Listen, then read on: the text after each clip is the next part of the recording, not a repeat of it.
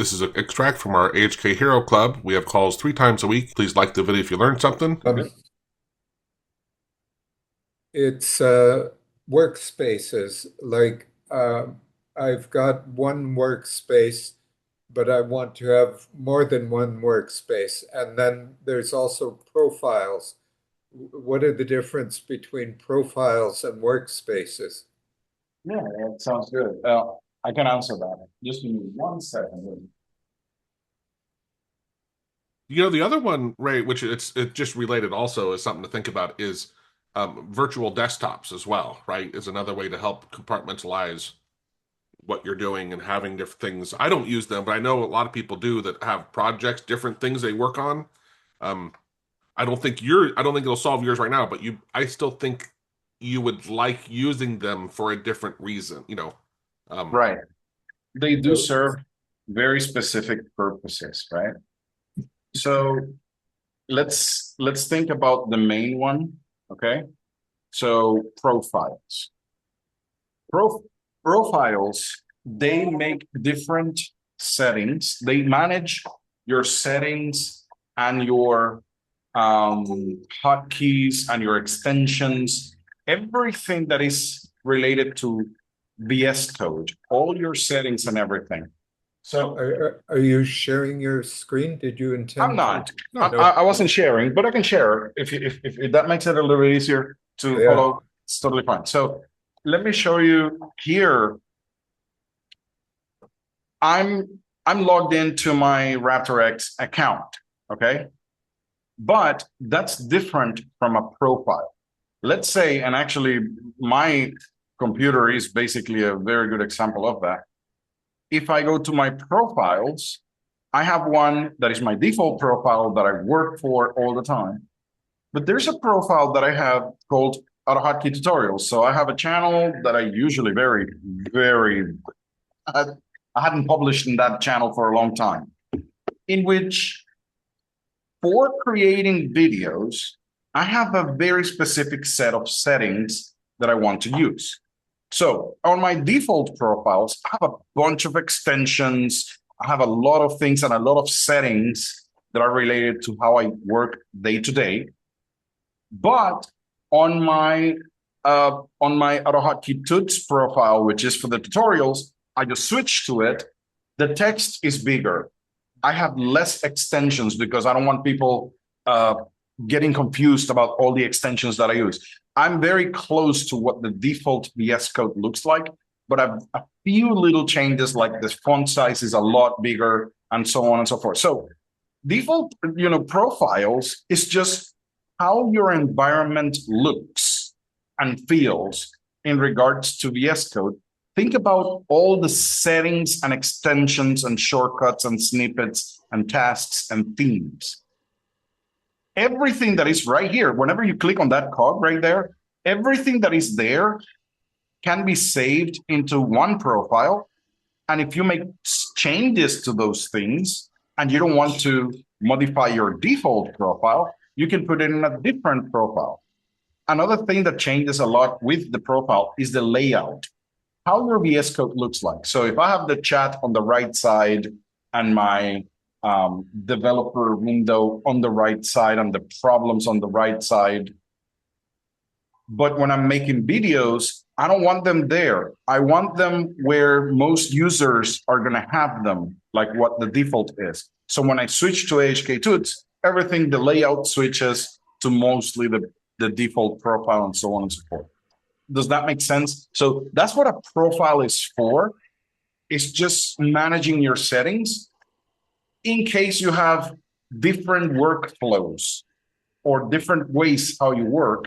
And the look and feel and your settings and extensions might be different between one another. It's very hard for you to have different profiles unless you're doing different parts of your life, different kind of stuff, and you want everything to feel different. Most of the times you want everything to feel the same. Okay. So I wouldn't worry too much about profiles that much. The one thing that is very important about profiles is that you can export the profile. All your settings, keyboard shortcuts, your MCP servers, your snippets, your extension, all of that, you can export it into a file. And this is new, like when I started with VS Code and when we started talking about VS Code on the Automator, that was not there. Then they added it, and I guess we have never talked about it. But basically, you can export this into a file. So my profile, or my default settings,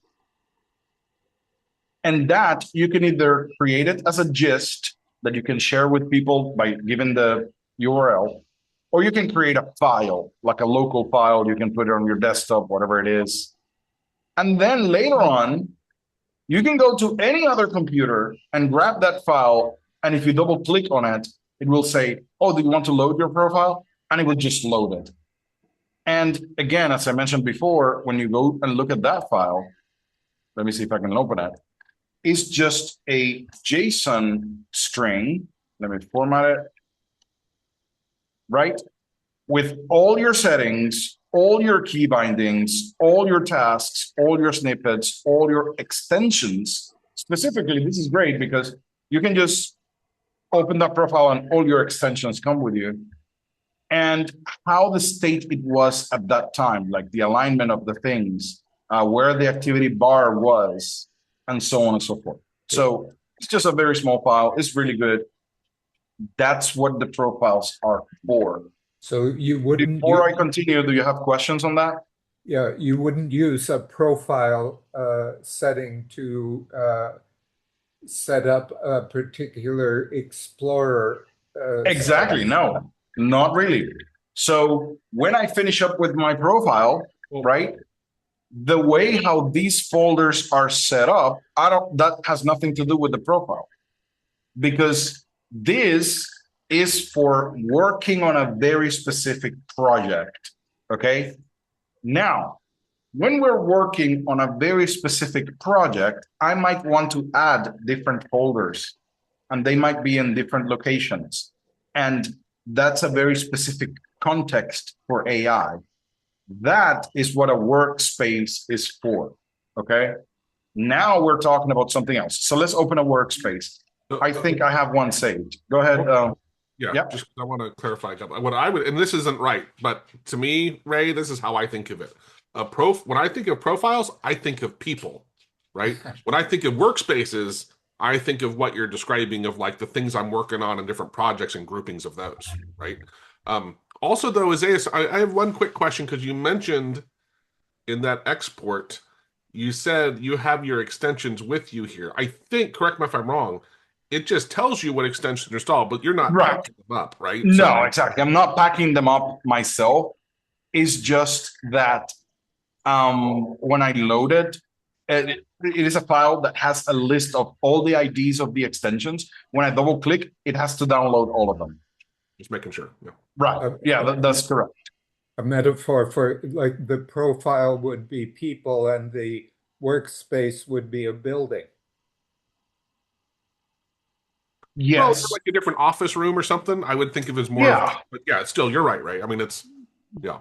And also, I was going to say, you might, Ray, like I would think, hey, if I'm doing stuff and I want things to behave differently, I suddenly want to train the right side of my body. I want to be left-handed instead of right-handed.